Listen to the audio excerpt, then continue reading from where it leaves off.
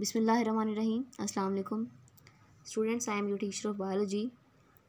Teacher Saeed organisation के under आप लोग पहले भी फ़िज़िक्स, केमिस्ट्री और मैथ्स के लेक्चर लेते रहे हैं, तो हमने बायोलॉजी भी स्टार्ट करने का फ़ैसला किया। तो आज हम 10th क्लास की बायोलॉजी का फ़र्स्ट लेक्चर लेंगे। तो चलते हैं अपने फ़र्स्ट चैप्टर की तरफ, विच इज़ चैप्टर नंबर 10। ये चैप्टर का नाम है जी गैसियस एक्सचेंज। नाम से ज़ाहिर हो रहा है गैसेस का तबादला एनिमल्स में, प्लांट्स में किस तरह से हो रहा है, ये हम सारा कुछ इस चैप्टर में पढ़ेंगे। तो इस सबसे पहले हमें इसकी डेफिनेशन जानना बहुत ज़रूरी है कि गैसियस एक्सचेंज होता क्या है। जी स्टूडेंट्स, कुछ लोग ब्रीथिंग और गैस एक्सचेंज को एक जैसा ले लेते हैं, जबकि ऐसा नहीं है। Breathing is the taking of air in and out of the lungs. Breathing का मतलब है हवा को अंदर और बाहर लेकर जाना लंग्स के थ्रू, जबकि गैस एक्सचेंज का मतलब है intake of oxygen and the excretion of carbon dioxide at the lung surface. Oxygen को अंदर लेकर जाना और कार्बन डाइऑक्साइड को बाहर निकालना लंग सरफेस पे, इसको हम गैस एक्सचेंज कहेंगे। Oxygen moves into the blood and carbon dioxide moves out of the blood. Oxygen move करेगी ब्लड के अंदर, जबकि कार्बन डाइऑक्साइड मूव करेगी ब्लड के बाहर। इसको हम गैस एक्सचेंज कहते हैं। ब्रीथिंग सिंपल प्रोसेस है, एयर का अंदर और बाहर जाना, जबकि गैस एक्सचेंज में हम पढ़ते हैं कि ऑक्सीजन किस तरह अंदर जा रही है और किस तरह कार्बन डाइऑक्साइड बाहर निकल रही है। तो ये हो गया different. In the grade 9th we have studied how cell generate ATPs from food. हमने पढ़ा 9th क्लास में किस तरह सेल जो है जनरेट करते हैं ATP फूड से। ATP आपको पता है क्या है? ऑर्गेनिक कंपाउंड है जो प्रोवाइड करता है आपको एनर्जी, हमारी बॉडी को एनर्जी प्रोवाइड करता है। जितने भी प्रोसेसेस हो रहे हैं, फॉर एग्जांपल मसल कॉन्ट्रैक्शन हो रही है, केमिकल सिंथेसिस हो रही है, ये सब ATP के अंडर कंट्रोल हो रहा है। ATP एनर्जी प्रोवाइड करेगा तो ये प्रोसेस स्पीडीली होंगे।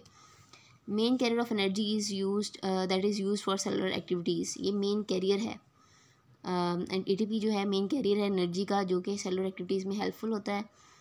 ATP जब हाइड्रोलाइज होता है, जब टूटता है पानी की मौजूदगी में ADP में, तो इससे एनर्जी रिलीज़ होती है और यही एनर्जी हमारे सेलुलर प्रोसेस में काम आती है। Cellular respiration is the process in which the carbon hydrogen bonds in food are broken by oxidation reduction reactions and the energy is transformed into ATP.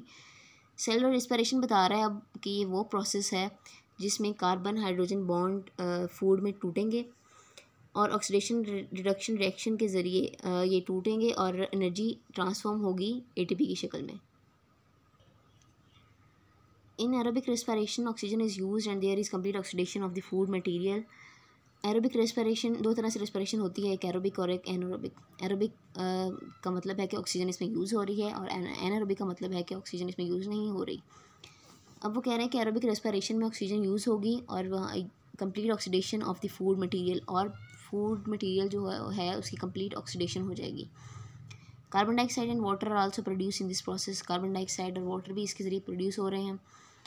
Organisms get the oxygen needed for cellular respiration from the environment and provide it to their cells.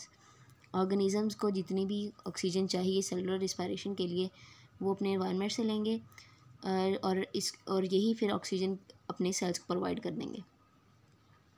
The carbon dioxide produced during cellular respiration is taken out of the cells and ultimately from the body. Carbon dioxide जितनी produce हुई है cellular respiration के process में वो बाहर निकल जाएगी cell से और अल्टीमेटली वो बॉडी से बाहर निकल जाएगी।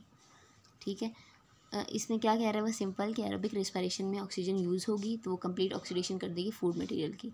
जब ऑक्सीडेशन होगी तो ऑक्सीजन प्रोड्यूस होगी और ऑक्सीजन जो है ऑर्गेनिज्म लेगा इन्वायरमेंट से, बाहर से लेगा, अपने प्लांट से लेगा, जितना भी इन्वायरमेंट है वो उससे लेगा। जबकि जो कार्बन डाइऑक्साइड प्रोड्यूस हुई सेलुलर रिस्पिरेशन के थ्रू वो बॉडी से बाहर मूव हो जाएगी। पहले वो सेल से बाहर मूव होगी, फिर वो बॉडी से बाहर मूव हो जाएगी। Taking in oxygen and giving out of the carbon dioxide is termed as gaseous exchange. जैसे कि पहले भी हम डेफिनेशन पढ़ चुके हैं, ऑक्सीजन का अंदर लेकर जाना और कार्बन डाइऑक्साइड का बाहर निकालना, इसको हम गैसियस एक्सचेंज कहेंगे। और ब्रीथिंग टर्म भी यूज़ हो रही है, is use for the process through which animals take air in their bodies to get oxygen from it and then give out the air for getting rid of the carbon dioxide. अब breathing मैंने आपको पहले बताया simple process है। इसमें क्या होता है, एनिमल्स एयर को अंदर लेकर जाएंगे ऑक्सीजन हासिल करने के लिए और एयर को बाहर निकालेंगे कार्बन डाइऑक्साइड से छुटकारा पाने के लिए। Thus breathing and respiration are not synonyms. तो ये सिनोनिम्स नहीं होंगे, थोड़ा सा इनमें चेंज है।